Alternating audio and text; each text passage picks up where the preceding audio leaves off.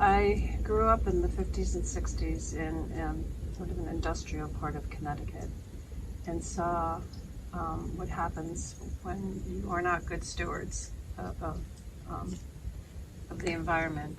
All of the rivers around were black. The farms that were around our home disappeared to industrial parks and subdivisions.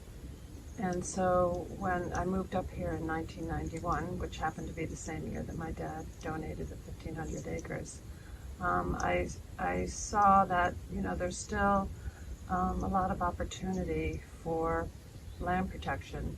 And when I attended the celebrations for my dad's donation, I learned how critically important it is to really take action and steps to protect our natural resources. And so, the Judy Collins song always resonated with me. You don't know what you got till it's gone. Well, I witnessed what happens when you don't take action. So I was ready to be I didn't realize it at the time, but I was ready to be a conservation activist.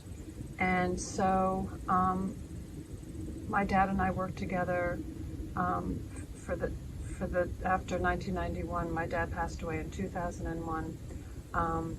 We were able to double the size of Ranch Hill Farm. So 3,000 acres of beautiful land and important with important conservation features. That we have 500 acres that's over a huge stratified drift aquifer that flows towards the Salmon Falls River. And so when we found out about the Greenway, it was actually our forester, Roger Layton, that told us about Bear Paw Regional Greenways to the south. And both my father and I looked at each other and said, wow, we want to become part of that. Our 3,000 acres should be part of a bigger effort, Greenway effort. And so we contacted the founding members of Bear Paw, and they basically said they don't have the capacity. So that's when I started calling around and seeing if there was a local interest or regional interest to form a Greenway group. And surprisingly, there was great interest. I think different people had different ideas of what greenways should be, but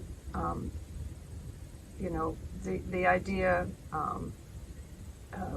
evolved into being what it is for Bear Paw, a ongoing effort to take oases of conservation land and join them together.